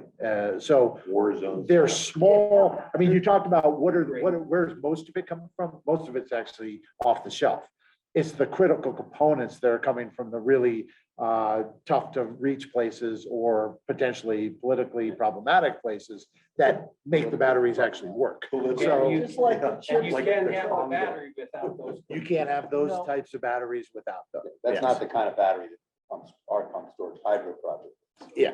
They have no batteries. They have. No, But- not, right. By the way, and another origin. It's basically- a lot of yeah. those batteries is Essentially, that's it. one Yeah. of the reasons Breaks why it down to the- local Ukraine, because a lot of They're natural those natural resources are That's what it are is. in the ground and they're very, very valuable. That's what it Very, very valuable. Just as a comment on battery powered vehicles, I'd point out, Doug, that none of those Russian tanks run on batteries. It's all, it's all on That's right. There are no solar panels on those tanks. They're not, and they're not plugging into an EV port at night, an electronic charger at night saying, oh, I gotta find a port to plug my tank in. But you're also, price of gas is gonna go up, price of oil is going up, not just because of the current situation, it's gonna continue to go up, and they, and federally, it's being mandated state by state, to reduce greenhouse gas emissions, which will be putting more pressure on us, not approving any new gas assets like in California. You can't get even a gas peaker. Right now, the only thing that's going on that's good is that the value Certainly the of business dollar we're is in. going up. So our purchase Everything's power up in the air until it's later. all done. No, but I'm saying for you, Another currency. when you're looking at the mix of whoever your provider is, Those in your mouth. the good thing about renewables is there's no fuel costs. And it's, Which is why you can have a firm cost for a long time, once your Yes. fixed costs are covered. Right, which is also why firms today, and this is really correct, it's because I've had these conversations, they are willing to look at a project like this and take 100-year view, So if you're. 100-year view. In the past, nobody really, one of the reasons this hasn't been built in a decade is nobody could understand the economics. Nobody could figure it out, because everybody was looking at this for 20 years, 25 years, 30 years. And now they're saying, well, wait a minute. If we look at this over a 100-year period, oh, wait a minute, we can make some money. And there are investors out there that will look at a 100-year view on a project of this nature. And that's why now it is possible. By the way, the Department of Energy is interested. You know, you have big investors with big money that are interested to help build projects like this. There are investment tax credits. There's all kinds of issues that can be very helpful in the execution of both the solar and the pump storage hydro. They're both uniquely positioned right now to take advantage of longer term financings that, you know, the combination of price of technology generally coming down, even though we've had this inflation that's bump up, generally, the cost of the technologies come down and money is still cheap. Even if it goes up, you know, goes up 1%, goes up 2%, it's still cheap money. So it's still, you still can build projects like this in an environment like this, and it can be, you can actually see the light at the end of the tunnel of how this works economically. 5 years ago, nobody could see that. Nobody had that vision. Nobody took the time to do it. There have been projects of this scale built outside of the United States. Peter, my partner, went to one that GE just built in Grenoble in Switzerland. He went to Fabulous. it's Nanta Drums. non to draw. You should see, we'll get you a video or photograph. It is, it's actually a beautifully done, beautifully executed project. Snow gun. And it's added to the whole beauty of the area, the way it's been done and the way it was executed. It's not just a big piece of rock with a pool in the middle. And it's really well done. And you know, you can really enhance the whole area. And again, under the heading of jobs, if we could be fortunate enough to bring, let's say, a tech center here. Yeah. You know, if you bring a tech center here, that will bring more jobs. And by the way, I was thinking when you said, you know, the jobs go, those guys kind of have to live here because they have to be able to do quick response. Because the only reason that you have a guy going to a tech center is something's broken, something's not working. Somebody's got to go flip a switch. And that's how it works. And by the way, the same thing's true of some of the people within a pump storage hydro project. Some of them have to kind of be close by because they got it when they're called to the job. They better not be saying, "Oh, I'll be there in 45 minutes," because nobody's going to wait for them to drive over. They're going to have to be 5 minutes. Boom. Yeah. What the utilities used to think of was just a glitch in the system, throws your whole freaking computer off. Oh, right. Yeah. You know, Well, thank you guys for coming in. I do appreciate it. You know, what we're gonna do is we're gonna, you know, after we've received everybody's input, we're gonna kind of turn the gears within our committee and make recommendations to city council. That's really what our charter is. And then city council will be the ones that get to make the, you know. Make this hard choices. Make the- But ultimately, it's You gonna might be have a the question citizens. from Emily. I don't Yeah, know if she right, unmuted exactly. herself. Sure. Emily, we saw that you unmuted. Did you have a question or a comment?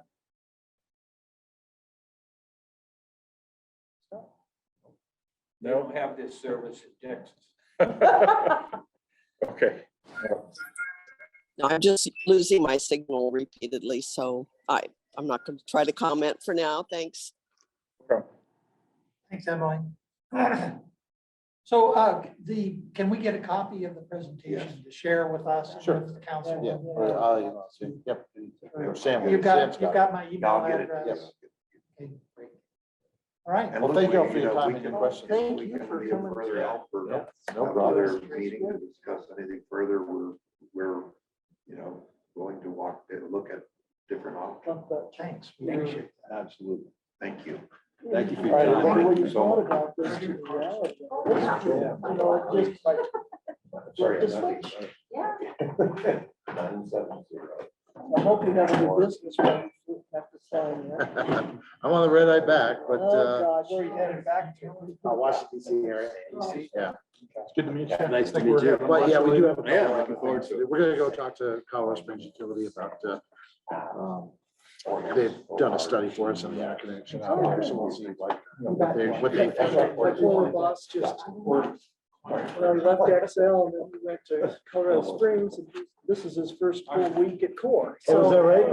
Yeah. On the river. No, we haven't. They are so aggressive. Oh, great. Looking at. It's a little small world. Yeah. It is a small world. Well, we wanted to wait. Well, that's why, you know. And then. Good to know your Yeah, we neighbors. know they're out there, we know what they're doing. We like what. It's right across from the But, I forest. mean, they were originally. Exactly. Yeah, which. Right. I wanted. We're the second house up. You have a- Yeah, stuff, Just so. call No, I'm Larry. saying- That's Okay, what- well, you. Oh, yeah. Okay, I can't You can't say it, come on. Because it might come out your way. Yeah. Maybe you're on to another But, yeah, we were gonna. I mean, as I was saying before, I mean, if you guys remember. If you ever wanna know more about batteries, I got some in my house. We're idle. Well, I can use a Black Hills search territory that was really- Oh, yeah, that's a bad thing. And so, Also have so batteries. the. So I use them all. So if the back grid goes down. Oh. And so and over. That's why I want to talk about this stuff. Well, then look, no. That always feel like the fox in the onion. Grid-tied houses don't have storage. Grid-tied means you have solar that can. If you are generating more solar than your house is using, you dump it in the grid. Okay, the grid is your storage. So you have a limit. You run the meter back. Oh. Power into the grid. So my neighbor will use my power when I don't need it. Then, but I have, because I have battery storage in the house as well, Well, I mean, they've got. because I have You guys are storage gonna do in the house as well, which is again, first one on the system. We'll help in any way we can, to support. Your decision on that. And so we can help with that, but even though the other day, we'll follow on with you guys. want to do. I just want to be a part of this. Jump off the paycheck. Appreciate it. Thanks for the time. Thank you. Very nice. So anyway, Thank you. Thanks for the handlers. The average house, when the sun comes up, it's about 7:30 in the morning, it gets worse, 8:30 in the morning. You start generating and you want to. Thank you very much. Appreciate you. This is what I. You use power. It is exciting. It really is. But you're probably producing a little more than you need. Actually, not first thing in the morning. You use it. You know where to get it. So you're still drawing configuration for producing some. When you leave, like right now, you're not only your fridge and a couple other things. You're still producing, but you may producing because the sun is higher. You're producing more power now than you can use. You're selling it to you're selling to Black Hills, which just shuts it right to your neighbor. So there's less transmission lines lost. Instead of coming from PAGs, it comes from you if you have solar. And the batteries, the batteries for fixed applications don't have to be lightweight.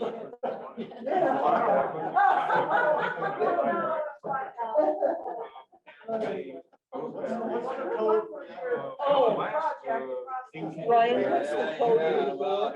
How do you get to the restroom? What's the code? Close to 100 pounds. We're all gonna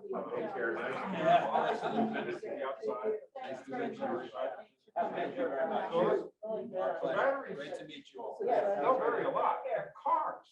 in my local Pass electric on your car. thoughts about this project. It's solar powered because it's off the roof of my house. Sit down again, but. And charges. Yeah. Car batteries, This kind of. even though Well, I they're think 1,000 pounds, that complex. a little cost. And I mean, I couldn't come up with, I kept They thinking have about it, some I of read those it, rare it's like, I gotta come up with something. I Belgian gotta alcohol. come up with anything. You don't find cobalt in Colorado. You know, you don't find it. That's It's better, a we rare were earth. wide open. Yeah. and big. And that's the And then stuff she that, brought something up about security. Oh, yeah. pump storage Security. Well, you know, that thing, bypasses just, the thing on, because it's, Oh, yes, you know. Okay, yeah. it's, I mean, Just to find out what Just your, have a little Just alarm work. on the fence Yeah. for crying out loud. you pump it know. up the hill. Well, and that's Let it run down the another hill, thing that you regenerate. don't like say for, Yeah, because and again, the fact that they one say of that the it's things 85% efficient, is that's with quite an coming onto improvement the over the metro old. area. Yeah. You Quite know a- damn well that they've got Well, That's something. better impressive. be. That's- I'll be right back. Very close to batteries, but it's better than batteries because batteries have to be replaced after a number of years. Do you think that's John Beal that's on the phone?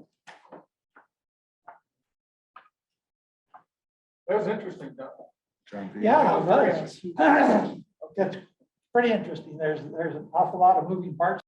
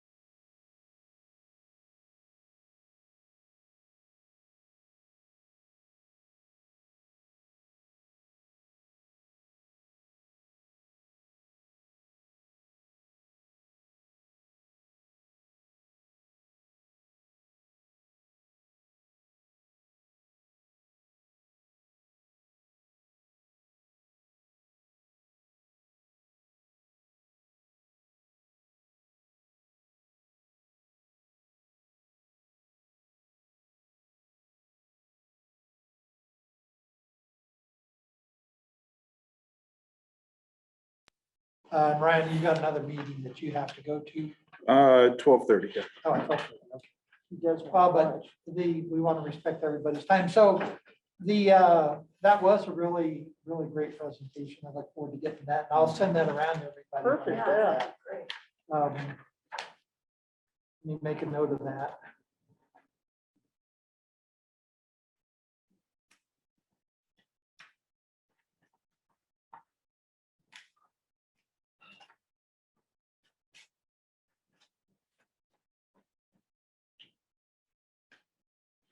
And so what I've got on our agenda here is to start talking about screening criteria. We did receive, Kirk's Thank you. Chris. jotted ideas.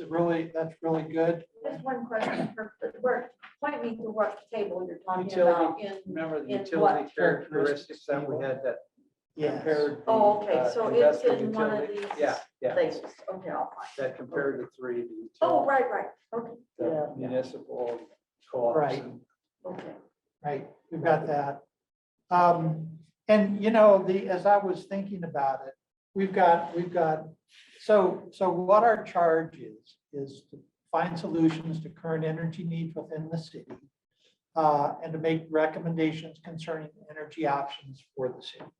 That's what city council asked for. And so, what are the options for current energy needs? They're really pretty simple. As far as I can tell, I think that there's four, but some of them can be subdivided a whole bunch of different ways, sliced and diced a whole bunch of different ways. But either we, replace Black Hills, we partially replace Black Hills, we get a new franchise or we do nothing. You know, that's really what the options come down to. Now, there's a lot of replace Black Hills, you know, we've heard that there's a lot of different ways that might be able to happen. So, you know, there's a lot of sub options. There's a lot of time dependency, it seems to me, in whatever the route we're looking at, because some things are not going to be known until several years down the road, perhaps, if on a particular option. And so keeping that in mind as we go through this, I think could be important, because knowing, understanding what the time frame that we're going to have some answers is to the questions that we're going to end up documenting, I think, will be important to council as they go through this. And one thing that we might think about for some of the options is doing like a flow chart or a decision tree on what each option means and where it goes and what the sub options are, because it gets pretty complicated. But I can actually do that in Excel. It's not a real good flow charting program to do stuff like that, but it works. We can make it work, and it might be really useful for us when we get to that point to be able to have something like that we can present to council. Quick question for you. As I think I'll speak for myself. What I got from the last meeting with John Behill from Black Hills really pushing was a new franchise vote. Yes. Have you received a feel from your fellow council people as to, do they feel that is something that needs to be on the fast track? Or is that something that, from my perspective, is simply to the benefit of Black Hills and no one else? I won't speak for council. Yes. Okay, but speaking for myself, that's a suggestion that if its time ripens, we'll know it. Okay. And we're not there. We're thank you, not because- there. And there's no impetus to artificially push that forward That's- versus some other option. Okay, because that was my feel, is that I understand where they're coming from. I mean, to me, you get a new franchise and all of a sudden we might as well just go home. Yeah. And so that was what my feeling was. And I'm not saying that we may not all come to the conclusion that we stay where we are, but we have not examined anywhere close No. to the full potential or options out there. So I just wanted to check and make sure, and you're not getting the feel from council that we need to be wrapping this damn thing up now.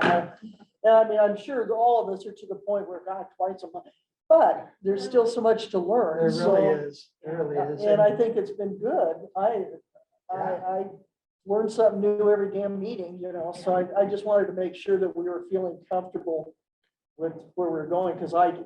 I am, and I'm pretty sure all of you feel that same way, as if we're not Yeah, I don't We're want not to gonna hurry. try and push this forward. No, that's the know, thing, is I don't want to It's hurry got- something up and say, damn it. Yeah. Because I think every one of us in our work life can look back and say, damn it, if I just taken an extra week to look at that. Oh, we just bought Microsoft. Yeah. Oh, we hadn't traded away our stupid Apple when Yeah, just like John, I don't want to speak for council, but I think, the feeling I have from council is let the committee do their work. Okay, thank you. That's the main thing, is I don't want them to feel like we're letting them down, but I really feel like we should be. So, Yeah. Right. I mean, we might get another Christmas dinner out of it. I keep thinking that, and that's hard for me, Yeah. but what's the next thing? My gas bill has doubled. Are we gonna do away with Atmos Energy? Yeah. Huh? And I think we just have to look at everything. And if I remember right, a lot of these other people that have presented have not converted over yet. Oh, I see what you're saying, yeah. You know, they still have the cost of what Black Hills has already done. In many. Is that respects. correct? I guess I don't understand. Well, Like say Core, use Core as an example. okay, Core, where did they get their power?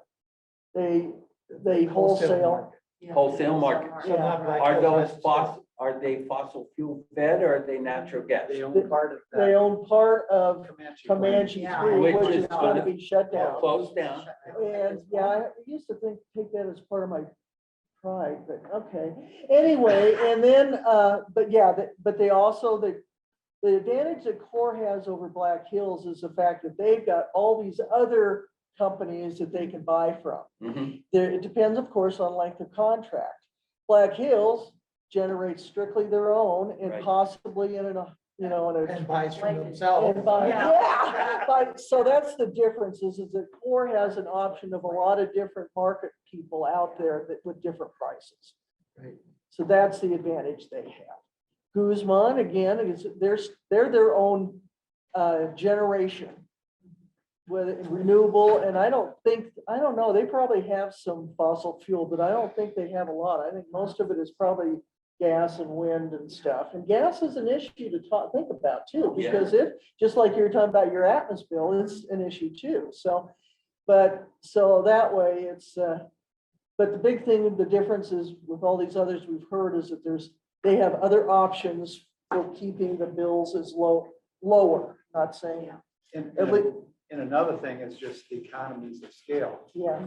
They've got 180,000 people to divide the fixed cost between, and Black Hills has 98 to 100. Yeah, So if you take a look at dividing Overhead, overhead, between those two, it's gonna be cheaper for somebody that's got more customers, just like Excel versus Black Hills. It's cheaper for them with the long-term fixed cost because they could spread it over more people. and even though Core is a co-op, being as close to the metro areas they have a lot more commercial and industrial customers, which is a good thing for a residential perspective. right. So it helps for them to pay more of the overhead and things that way. So, yeah, Speaking about Core, is there any updates as far as so we what the do, council's planning So- on doing? so yes, so Core, We can't hear a goddamn thing. Core has completed their study.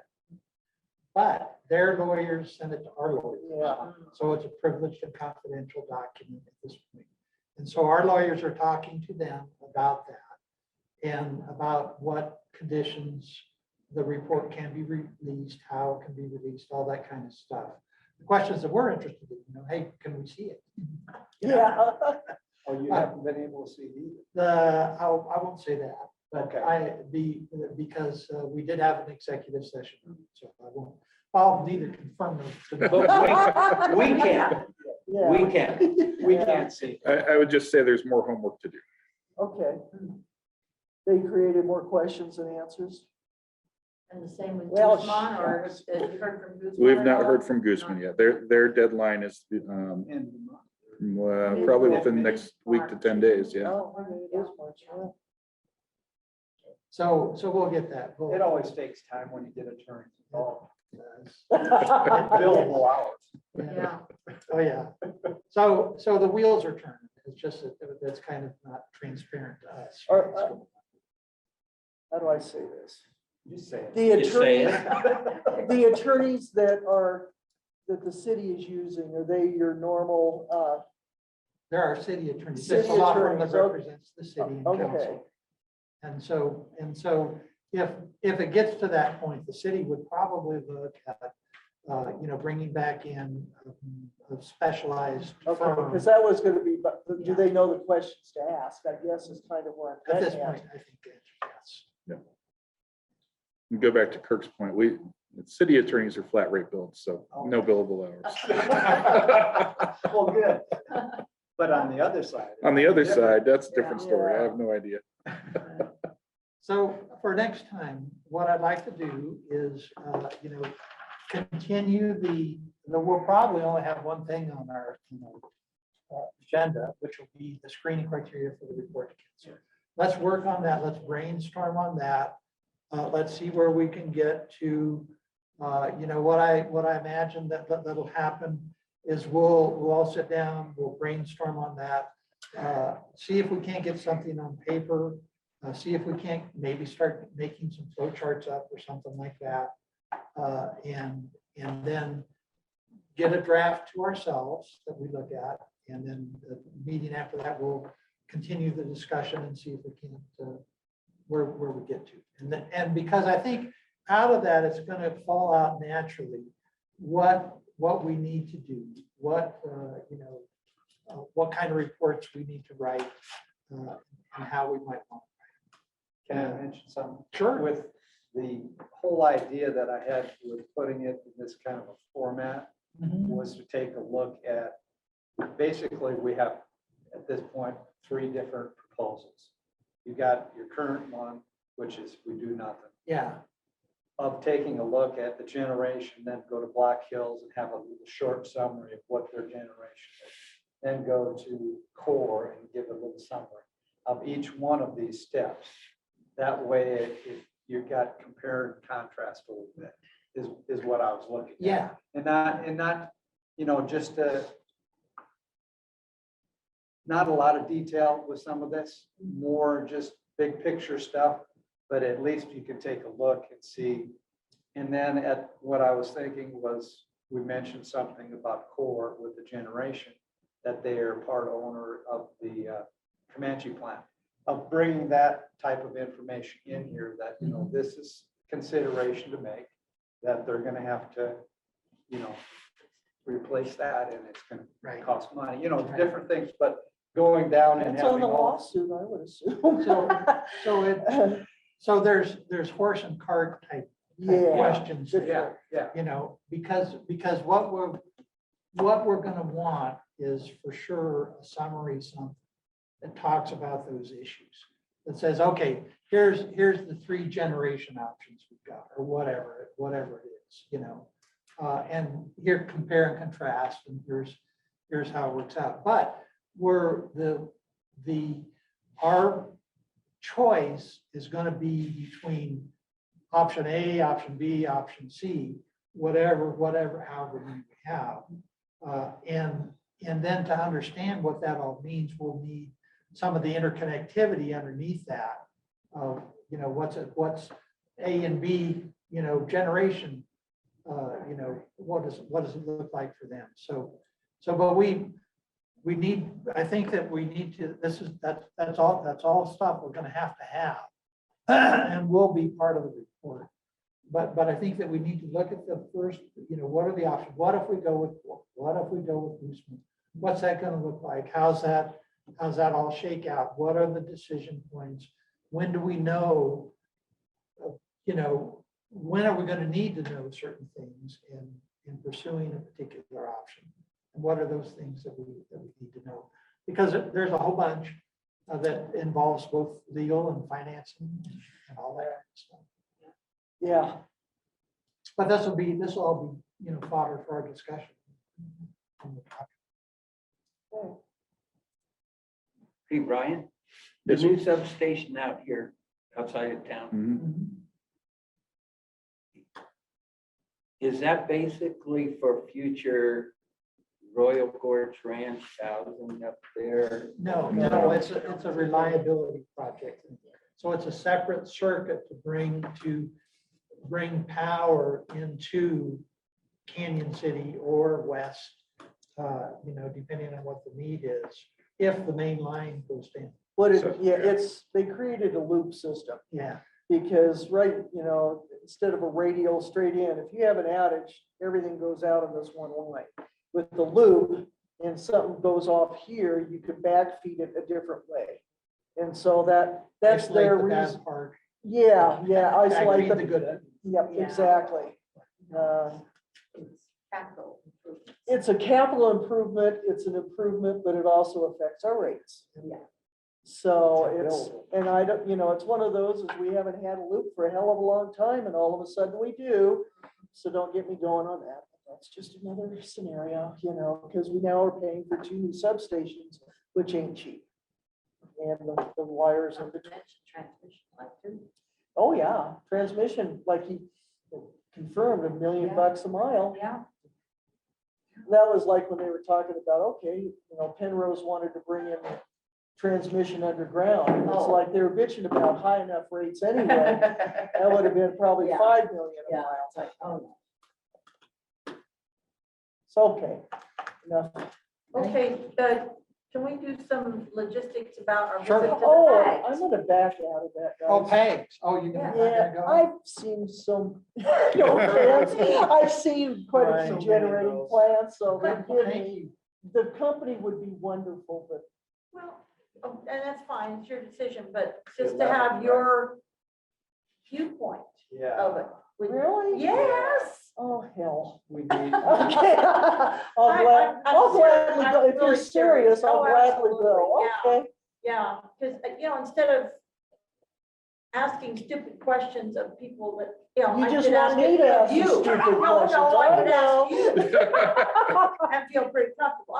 If Okay. you don't mind. that No, would that's be fine, wonderful. okay, I'm all So in. so we're on for March I'll 11th. buy lunch, okay? Yeah. March 11th, and we need to be there, wherever there is, Yeah. at 9. Wherever there is. Yeah, and it's And on the other side of the airport Yeah. out there, so it's not, luckily, it's pretty much a Well, straight. yeah, it's not too, what, take Yeah. 30 minutes? to Oh, get there? God, Yeah. no. I used to drive from here to, trust me, it's probably an hour. Yeah.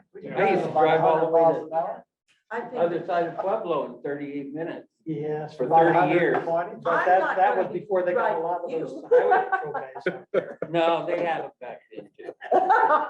Just different. They just couldn't keep Just up with them. No, I had a 73 Gremlin. They could keep up. Well, that says a lot about you. That's okay. I like me, and if nobody else does, hey, that's all right. So who's gonna go? I'm going. Yeah. I'm planning. Okay. Yeah, and Emily is too. I'm Sure, Sure. Yeah. sure, absolutely, that's fine with me. Okay.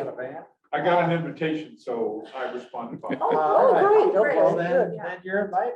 Yeah, So do we want a carpool? Sure, sure. yeah. Okay, I've got a car, let's see, on that particular day. We have the city, Yukon or whatever it is, Suburban, Oh, Suburban. can sit quite a few.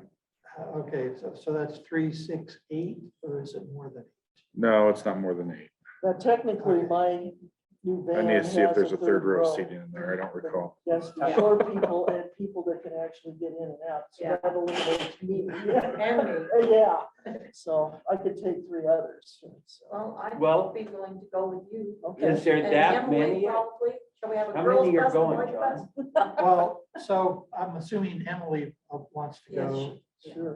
But 1, 2, 3, 4, 5, 6 is Emily, I'll go second. and you'll go second. So we could fit in one vehicle. I was Are you just gonna go, say, Ryan? I'm still undecided if I'm heading out. In other words, who's driving?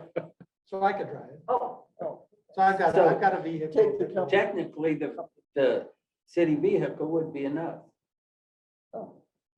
I will confirm the number of seats in it. Well, Give what it we a go. do is meet here in the parking lot, and who doesn't fit into the Yukon comes into mine. And then we can go from there. So if we have to be there at 9, we probably need to leave here no later Yep. than I agree. I'd say because, meet it you know, like Quarter, between Yeah. 7:30 and quarter till or something. Oh, yes.